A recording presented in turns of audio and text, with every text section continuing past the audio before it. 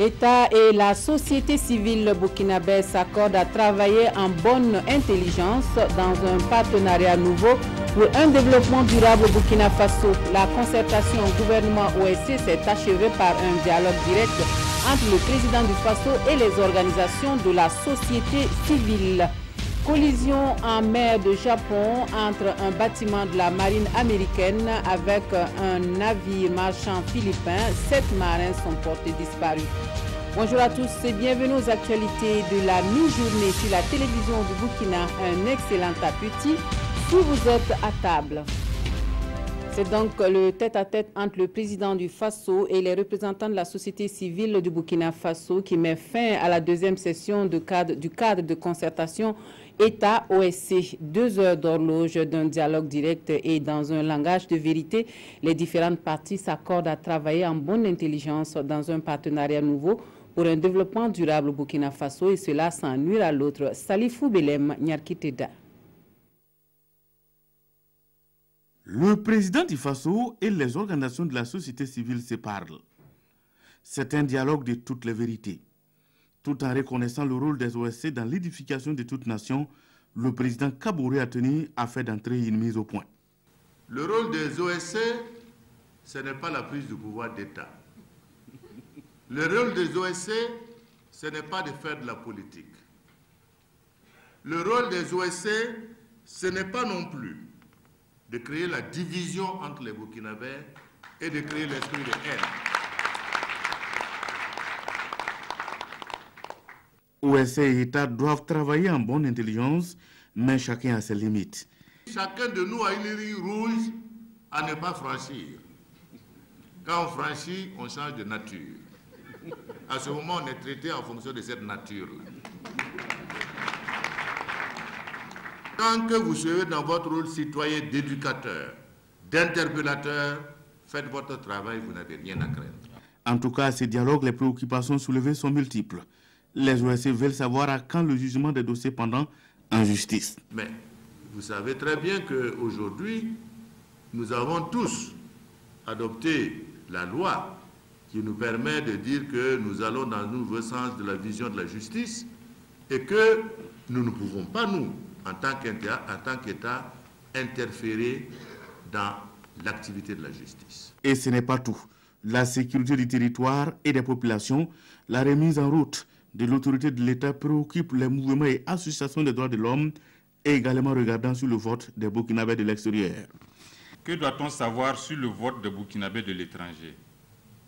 Est-ce pour 2020? J'ai dit, c'est un engagement. En 2020, les Burkinabés voteront. C'est clair, c'est net. Il n'y a pas une discussion, il n'y a pas de polémique, il n'y a rien à faire dessus. C'est comme ça. Les jeunes et les femmes ont beaucoup insisté sur les questions d'emploi avant de s'interroger sur les prochains financements.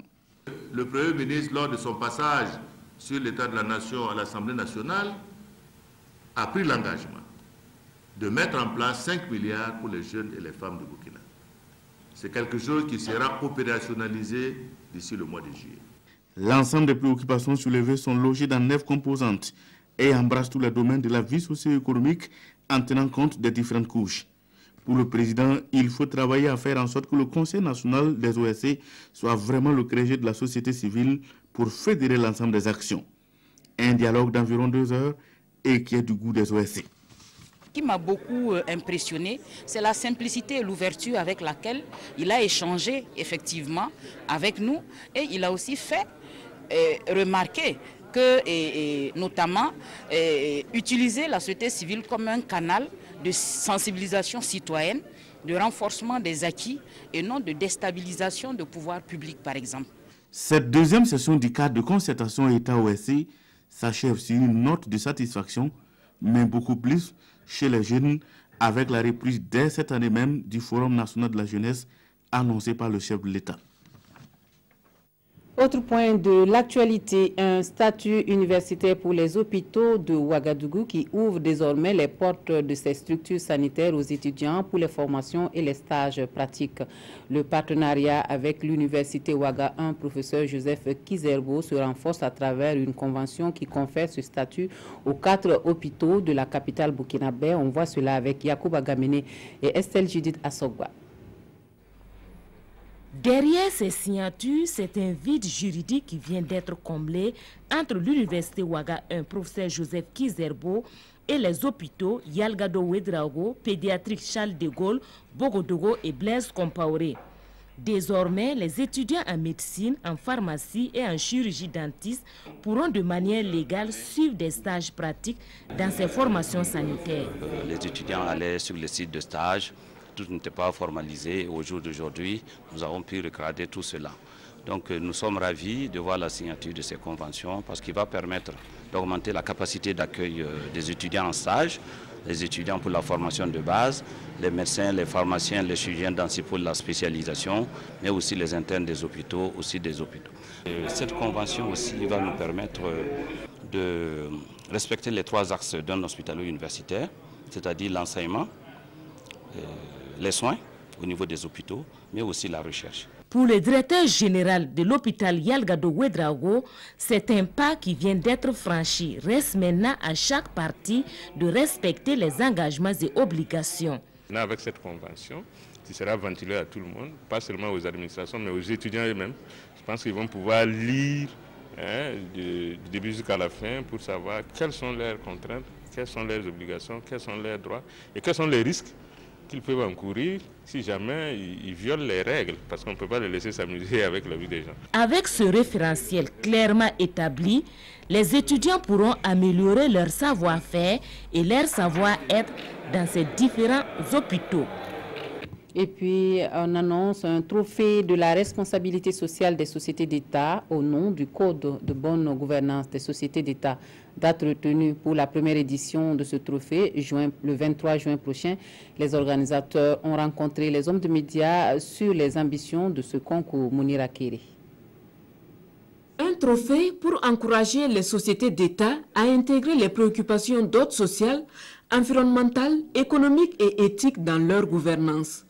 Dénommé trophée de la responsabilité sociale des entreprises dédiées aux sociétés d'État RSE, cette première édition va distinguer la société qui a le mieux intégré les valeurs prévues par le Code de bonne gouvernance des sociétés d'État. Chacune d'elles est à mesure de remporter le trophée, puisque ça n'a pas totalement un lien avec le chiffre d'affaires, mais c'est de les encourager et ensuite de les amener petit à petit à insérer la notion de responsabilité sociale des entreprises dans leur gestion quotidienne.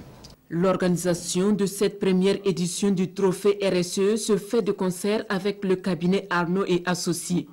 Au moins 21 sociétés se disputent le trophée. Dès la réception de ces dossiers, on fait une exploitation, mais on ne va pas se limiter là, parce que ce n'est pas la gendarmerie, ce n'est pas un audit. Ça fait aussi partie de l'accompagnement et de s'assurer que les gens ont une très bonne compréhension de ce concept-là. Ce trophée RSE sera décerné le 23 juin prochain, en prélude à la 25e session de l'Assemblée générale des sociétés d'État, prévue pour les 29 et 30 juin prochains à Ouagadougou. L'autorité nationale de lutte contre la fraude donne quelques outils à ses cadres pour mener à bien les missions à eux assignées. La formation sur les mesures destinées à lutter contre la fraude commerciale et techniques de rapportage décline les moyens et stratégies pour freiner la fraude. Ibrahima Sombier, Kadi Sanogo. Ces cadres de l'autorité nationale de lutte contre la fraude reçoivent ici des attestations. C'est le résultat de 3 jours de travail pour le renforcement de leurs capacités et sur la formation en technique de rapportage. Je pense que pour combattre une situation, il faut vraiment la maîtriser et la connaître avant de pouvoir lutter efficacement contre. Et donc cette formation-là, vraiment, elle vient à point nommé parce que ça va donner des rudiments aux participants pour connaître la fraude, connaître les incitations de la fraude, tout ce qui pousse les gens à frauder. Et donc c'est à partir de là maintenant qu'on peut trouver les remèdes et les solutions pour combattre le fraude. Traquer la fraude sous toutes ses formes nécessite des compétences chez ces agents. Cette formation vient à point nommé car elle va servir à rendre ces cadres plus opérationnels sur le terrain. C'est un séminaire qui est venu à point nommé parce que le thème traité par un cabinet en tout cas qui a su maîtriser un sujet d'intérêt national, à savoir les mesures destinées à lutter contre la fraude commerciale et également les rudiments nécessaires pour faire un bon rapportage. En tout cas, nous ressortons de ces séminaires du moins de formation vraiment très nourris, enrichis en connaissances. L'Autorité nationale de lutte contre la fraude est une structure pluridisciplinaire composée de la douane, la police, la gendarmerie, les impôts, le commerce et l'environnement. Et sur le terrain, les risques que ces acteurs de la lutte contre la fraude prennent au quotidien dans l'exercice de leurs fonctions sont de tous ordres. C'est le cas d'un agent des douanes qui a échappé de justesse à la noyade dans la nuit du 6 au 7 juin dernier à Ouagadougou. Un fraudeur, un présumé fraudeur dont le chargement a été saisi par la brigade mobile de douane au cours d'un contrôle s'est lancé dans une course folle avec le douanier à bord de sa voiture, une course qu'il a choisi délibérément de terminer dans le barrage de Tanguin. Le déroulé de l'acte d'incivisme relaté ici par l'infortuné douanier Nongbakuda Arunamari. C'est lui, le douanier qui a échappé miraculeusement à la noyade alors qu'il se trouvait à bord du véhicule d'un fraudeur. Les faits se sont produits entre 3h et 4h du matin dans la nuit du 6 au 7 juin. Nous avons été avisé qu'un véhicule est normalement en transit du bureau de Bitou sur le bureau de Ouagaroute et qui arrivait à l'entrée de Ouagadougou a bifurqué, a laissé l'itinéraire qui lui est indiqué et s'est retrouvé dans la zone de Kosodo. Comme ça que les agents l'ont rattrapé au grand carrefour de Kosodo et après contrôle il s'est avéré qu'il n'avait pas de documents. Le commerçant en question a même fait l'objet de pénalités à maintes reprises. Un de ses véhicules avait été immobilisé par la douane avant cet incident. Contacté par les agents, Mathias Kadiogo dit s'être rendu sur les lieux le jour de l'incident et avoir instruit les agents de conduire le véhicule et le fraudeur à la brigade. Derrière l'hôpital, il a accéléré avec une vitesse inouïe, il a sauté dans l'eau. C'est comme ça qu'ils se sont retrouvés dans l'eau. Mais le monsieur, il avait eu le temps, il avait pris les soins de baisser sa vitre, mais de bloquer la portière de l'agent. Et lorsque le véhicule a commencé à couler, il est sorti et l'agent était à l'intérieur. Heureusement pour l'agent que le pare-brise a décroché au moment de la chute, au moment de l'impact du véhicule avec l'eau. Et c'est par là-bas, à travers ce passage-là, que l'agent a pu rejoindre le bord du barrage avec sa connaissance en natation. Ce cas d'incident vient encore allonger la liste des cas d'incivisme perpétrés récemment à l'encontre des douaniers, selon Mathias Kadiogo. Pour lui, il est donc temps que cessent ces actes. Demander à ces populations qui ne comprennent pas l'action du service des douanes d'accompagner les agents de douane, parce que ce sont ceux-là qui luttent avec les agents des impôts et les agents du trésor pour mobiliser des ressources pour l'État burkinabé. Le camion en question transportait des produits de fer d'un poids estimé à 110 tonnes, d'une valeur de 20 à 30 millions de francs CFA. Le forfait commis par le fraudeur, toujours en fuite, est un délit de contrebande de 3e classe selon Mathias Kadiogo. L'affaire est déjà en justice. Voilà un récit relaté ici par un agent des douanes. Actualité verte de ce journal avec la conférence annuelle de l'ONG Naturama et l'association Média Vert. L'accord de Paris est au centre des débats et l'on interroge ici ses chances de succès dans un contexte de bouleversements mondiaux. Donald Trump et sa décision de se désengager de cet accord, mais aussi les engagements de Burkina Faso sont là quelques points saillants de ces échanges. Issa Ouedraogo, Vincent Kendrebeogo. L'accord de Paris sur le climat, quelle chance de succès dans un contexte de bouleversements publics mondiaux? C'est le thème au cœur de cette conférence initiée par l'ONG Naturama et l'association Média Vert. Cette conférence a pour objectif de partager les informations relatives à cet accord quelques jours après la décision du président américain Donald Trump de désengager son pays, qui est pourtant considéré comme l'un des principaux pollueurs au monde. Alors l'accord de Paris, c'est quoi? C'est comme une entente, un engagement formel des pays du monde entier de travailler à réduire leurs émissions de gaz à effet de serre qui résultent le plus souvent de la déforestation et de la dégradation des forêts. La conférence débat a également servi d'occasion pour Naturama et Média Vert de rappeler les engagements pris par le Burkina à l'accord de Paris. Précisément les questions d'adaptation, adaptation des populations aux dures réalités du climat sur le terrain, mais aussi l'atténuation. L'atténuation, c'est tout ce qui peut être fait comme action pour augmenter le potentiel, j'allais dire végétal, qui peut aider à absorber les gaz carboniques, à réduire ainsi les émissions de gaz à effet de serre. Pour la mise en œuvre effective de cet accord, des organisations de la société civile mènent des actions aux côtés du gouvernement. Néanmoins, les conférenciers du jour demandent encore plus d'engagement de tous les citoyens burkinabés. Le ministère en charge des ressources animales récompense les meilleurs producteurs de fourrage de l'année et lance la prochaine campagne de production fourragère. Les lauréats au nombre de 14 sont issus de toutes les régions de Burkina Faso. L'objectif du concours est de lutter contre l'insécurité alimentaire des animaux. Césaire Carrefour ou Moussissé. Isiaka Kinouré est un fidèle du concours meilleur producteur de fourrage depuis 2012.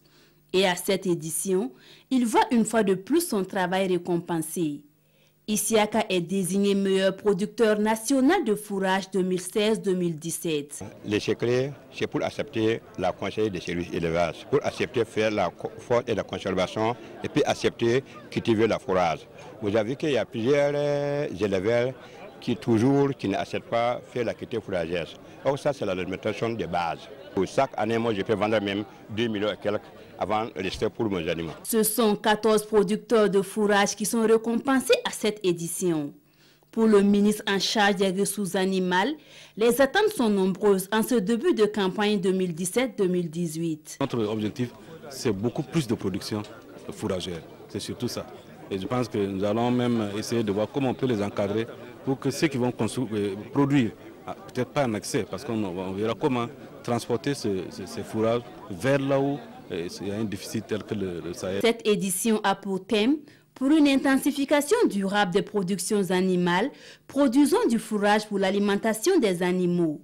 Un thème à travers lequel le ministère veut venir à bout de l'insécurité alimentaire des animaux, surtout en saison sèche. Et les producteurs agricoles du centre-est, eux, peuvent se procurer d'intrants à la foire aux intrants agricoles qui se tient en ce moment à Koupéla. C'est une initiative de l'association des grossistes et détaillants d'intrants agricoles du Burkina Faso. La foire ouvre la réflexion également sur l'accès des intrants de qualité en rapport à la sécurité alimentaire au Burkina Faso dans un contexte de changement climatique. Urbain Benito Sommet, Nathalie Kaori. L'une des contraintes majeures que vivent les producteurs agricoles est l'inaccessibilité aux intrants de qualité. C'est donc pour permettre à ces producteurs de disposer d'intrants à proximité et à des prix abordables que se tient cette foire de Koupéla. Nos sols sont déjà très pauvres avec les changements climatiques. Et nos producteurs, plus ils se donnent au sol, ils ont toujours des problèmes pour se nourrir. Donc c'est dû à quoi? Parce que les changements climatiques ont dégradé nos sols. Et étant donné que les sols sont pauvres, on ne peut pas aussi prendre les engrais de tout venant. Il faut savoir quels sont les types d'engrais qu'il faut utiliser et c'est quel type de sol tu disposes.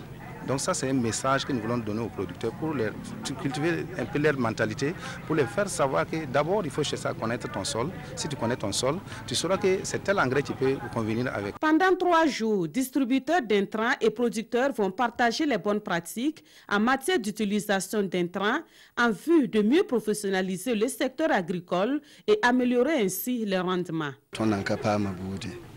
C'est la première fois que nous assistons à une telle foire à l'orée de la saison agricole humide. Nous nous réjouissons parce que nos paysans pourront acquérir non seulement d'intrants de qualité, mais aussi des conseils pour une saison fructueuse. Nous sommes reconnaissants à l'égard des initiateurs de cette foire. C'est depuis 2012 que l'Association des grossistes et détaillants d'intrants agricoles du Burkina Faso accompagne le gouvernement dans ses efforts de développement du secteur agricole. Cette association espère ainsi conduire progressivement le Burkina Faso vers sa souveraineté alimentaire. En sport, dans quelques heures, le stade municipal Issoufou Joseph Konombo sera le théâtre d'un match de gala international qui oppose la sélection africaine à la sélection des anciennes gloires du Burkina Faso. Depuis 24 heures, l'on assiste à l'arrivée des légendes du football africain dans la capitale burkinabé. Jean-Modeste Ouedraogo. L'Afrique du football sera célébrée à Ouagadougou ce samedi. Les légendes du sport roi, ceux qui ont marqué l'histoire du football africain, seront sous les feux des projecteurs. Depuis 24 heures, l'on assiste à un ballet de la crème du football africain dans la capitale burkinabé. Les Sénégalais El Hadji Diouf, Kalilou Fadiga, Aliou Cissé ou encore les Camerounais Rigobert Song, Pierre Oumé, Patrick Mboma et Joseph-Antoine Bell sont bel et bien à Ouagadougou. Je suis content de descendre à Ouagadougou, je suis très content de revenir là. Et je suis surtout très content de revenir là à l'occasion de la nuit du sport africain parce que je pense que c'est toujours quelque chose de pouvoir récompenser ceux qui font. Et je sais que ce n'est pas facile d'organiser. C'est donc beaucoup de mérite pour ceux qui organisent. Aussi, les Ivoiriens Jacques Anouma, ancien président de la Fédération ivoirienne de football, Abdoulaye Traoré Diben Badi, Alain Guamene et Gadi Seli ont répondu à l'invitation du promoteur de la nuit du football africain. Moi, je suis invité pour chanter au gala. D'accord. Voilà, je suis venu chanter pour mes pères, pour mes frères, pour mes amis, pour mes collègues. Je vous donne rendez-vous à cette manifestation. Il y aura de grandes chansons. Mais les chansons de foot d'abord, parce que c'est le football qui est célébré. Mais il y aura aussi Femmes de Feu, il y aura Amoudjou, il y aura les belles choses des femmes. Donc venez quoi, venez. Le Togolais Emmanuel Cheya Adebayo, le Marocain Moustapha Agui et l'Algérien Rabat Maguer sont également annoncés.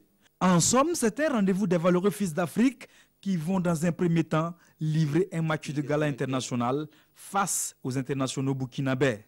Puis, à partir de 20h, dans la salle des banquets de Ouaga 2000, un dîner de gala leur sera offert, suivi d'une cérémonie de récompense pour magnifier ce que l'on appelle affectueusement ancienne gloire. Hors de chez nous, 7 marins disparus après la collision en mer de Japon entre un bâtiment de la marine américaine et un navire marchand philippin. Les secours sont déployés dans la zone. Un bâtiment de la marine américaine est entré en collision avec un navire marchand philippin samedi matin au large des côtes japonaises. Les gardes-côtes recherchent 7 marins américains portés disparus. 5 bateaux, 2 avions et une équipe de secours ont été déployés dans la zone. 3 hommes à bord de l'USS Fitzgerald, dont le commandant blessé, ont été évacués par hélicoptère. Ce genre d'incident est rare sur une voie maritime aussi fréquentée.